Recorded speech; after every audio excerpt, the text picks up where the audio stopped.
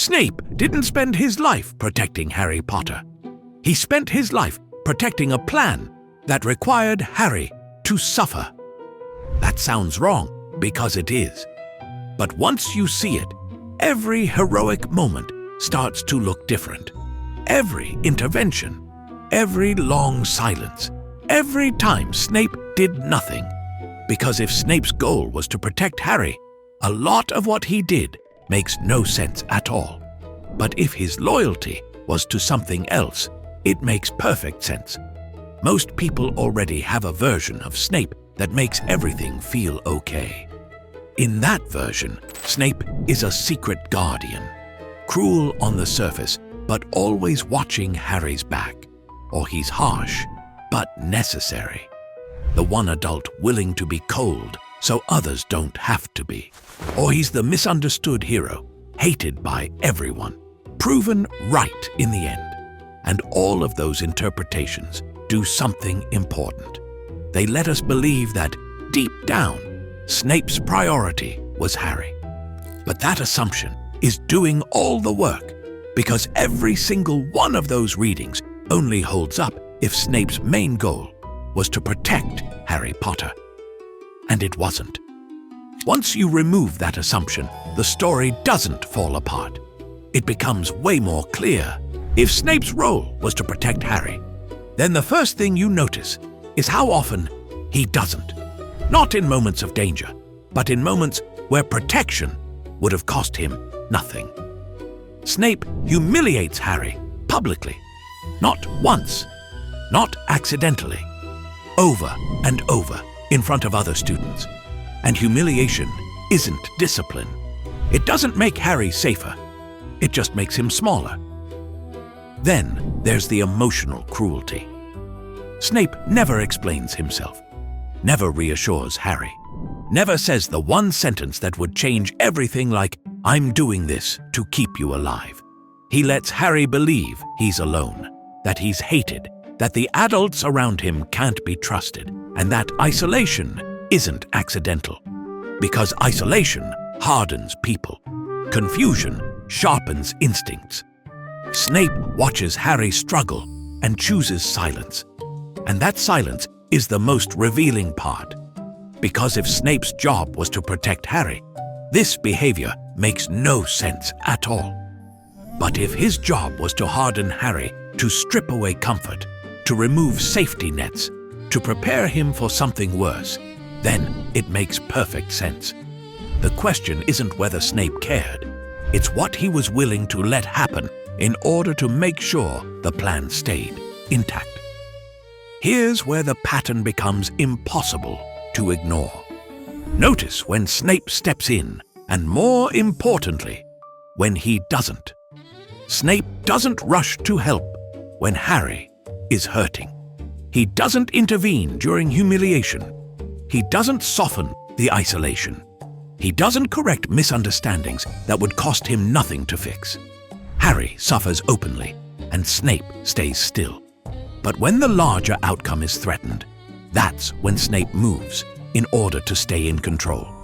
When the plan is at risk of unraveling, when information leaks too early, when loyalties are tested too soon, when events might spiral outside the path that's been set, that's when Snape intervenes. And the timing matters, because Snape doesn't act when Harry is hurting. He acts when the plan is at risk. That distinction explains everything. It explains the silences. It explains the cruelty. It explains why protection always feels conditional. Snape isn't purposefully absent. He's selective. And once you start watching for that, you see it everywhere. This isn't about whether Snape ever helped Harry.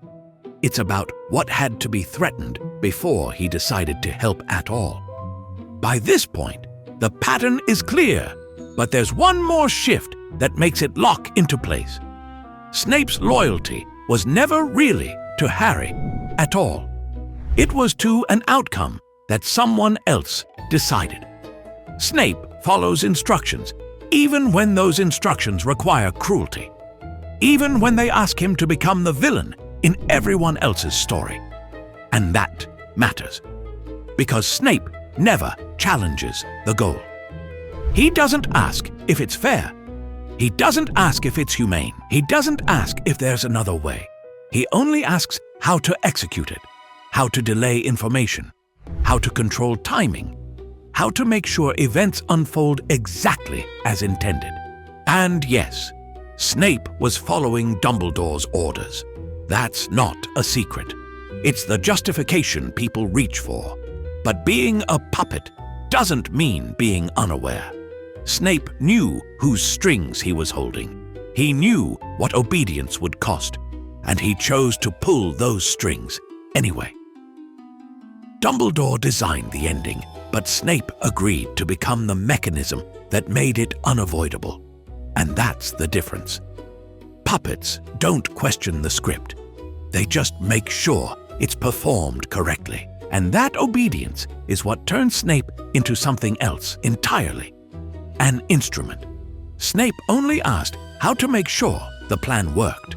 And once you see Snape that way, as someone carrying out an outcome he didn't design, but fully committed to, his behavior stops looking conflicted and starts looking consistent. Because instruments don't get to be compassionate. They get to be effective. And that's the most part that makes his role hard to accept. Not that Snape was cruel, but that the cruelty wasn't a flaw. It was a requirement. This is usually the point where people want an answer. They want to know whether Snape was good or bad or secretly heroic all along. But that framing doesn't really fit what we've seen. Because this doesn't make Snape evil. And it doesn't make him kind either. It makes him effective.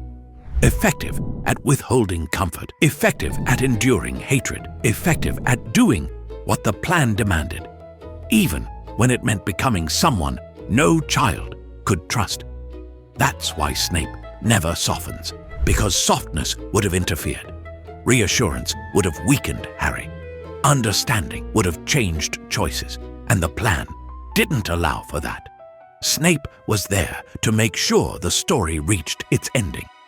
Snape didn't need to love Harry. He needed Harry to survive long enough and suffer just enough. Enough to stay on the path. Enough to make the final choice possible. And that's why the question was never whether Snape was good or bad. The real question is harder than that. It's whether the plan was worth what it did to a child. Let me know in the comments, do you think Snape was a hero or a villain? Thanks for watching.